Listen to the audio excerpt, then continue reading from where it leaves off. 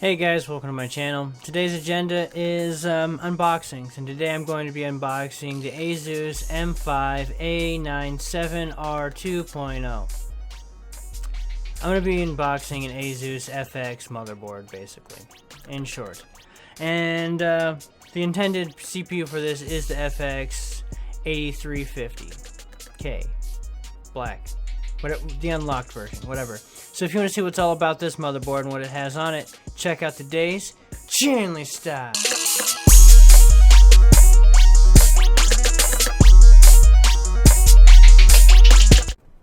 Alright, so quick rundown of the outside of the box. Like I said before, it's ASUS, the big, long, convoluted number, alphanumeric situation that is the name of this motherboard. It does have a nice option of EPU or TPU, so you can either underclock it and save energy or overclock the piss out of it and get mad performance, which is awesome. You got Uefi Bios, which I never actually use. Remote Go, which actually seems like a really cool option, but I still have never used it. USB 3.0 Turbo, which is awesome for charging your phone extra fast because I don't know anything else that people use it for. BIOS flashback, so if you fuck up, you can fix it. And then direct BIOS access, so just hit the button, it goes straight to the BIOS. You don't have to worry about load screens, deletes. It's nice for when you got it on a tense bench. Like I said before, it is FX processor unlocked, 9 series chipset, awesome, AMD Crossfire technology.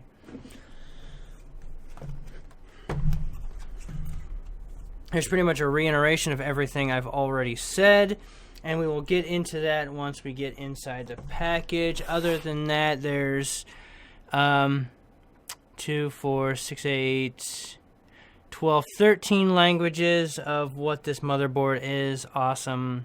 Fantastic. One of them is English, so I guess it's 12 because English doesn't ever count. Everybody speaks English. No one cares. Alright, so inside the box we have... looks like standard. One's right angle, one's straight.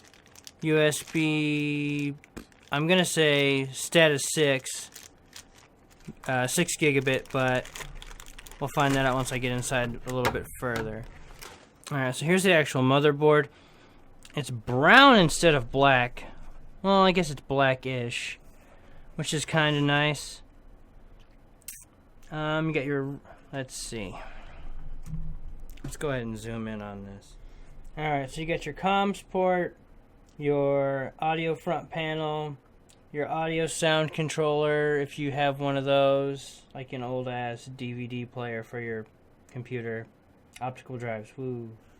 3 USB 2.0 slots, BIOS flashback, your LED, power button, all that jazz, your clear CMOS, 3 status 6.0, 6 status 6 jumpers, which is nice because a lot of times you still see status 3, which that's a good upgrade. Direct key, which I will find out what that is for you. USB 3.0. Here we have the obvious 24 pin. The memory OK button, so if your memory doesn't sync up right away, you hit it, it syncs the memory. I think ASUS is the only one that's doing it, but it's kind of useful. I'll go ahead and flip this over just so it's easier to see. We have 3 fan headers. The middle one is the CPU fan header, which really is kind of silly. I guess that gives us 3 fan... Oh, there's one over here, which will make 4 fan headers.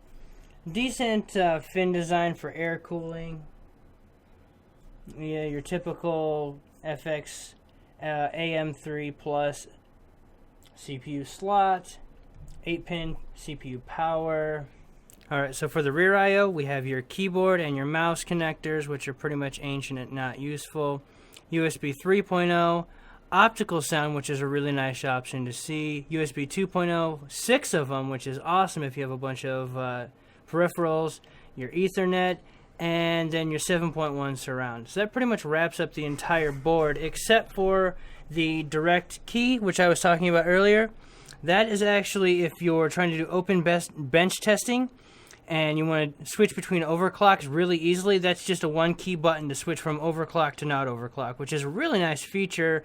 It just needs a better name because that's completely unintuitive.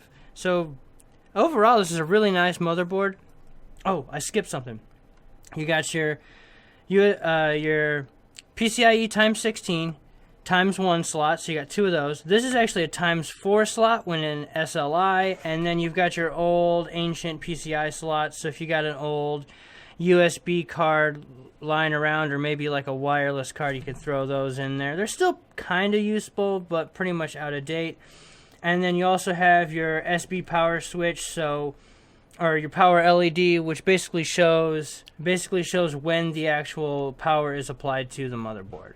So overall, this is a really nice design, and I can't wait to actually get to overclocking this and testing it out. Alright guys, thanks for tuning in. This will actually be the last boxing for Project Genesee, and I already have the full build video recorded. It's just a process of editing it because it is a complete start to finish build guide. It's going to be about an hour long, and I hope YouTube will let me upload it. So until then, my next project is going to be this Pandora right here, and these Western Digital black squares, which I got 5 of them. What am I going to do with them? I don't know. But other than that, I still need some more submissions for the name for the Pandora project. So far, my idea is Pandora's Box, which is not creative at all. And the other submission I have is Phoenix Rising, which is, I kind of like the idea of that because I'm taking Firestarter and what's left of it, putting it in here, and the Phoenix rises from the ashes. I don't know. It's a pretty good idea. If anyone else wants to submit ideas, whichever the best one is, I'll probably hook you guys up with some swag from my past loot crates and things like that. Just kind of an incentive to help me figure out what the hell to name this thing. And once again, I want to really thank Phoenix for hooking it up with the case, the fans, and the alchemy strips. That's awesome. I'm really glad to be sponsored for once. It feels nice. Anyway, just, make sure to give me a thumbs up, leave your comments down below.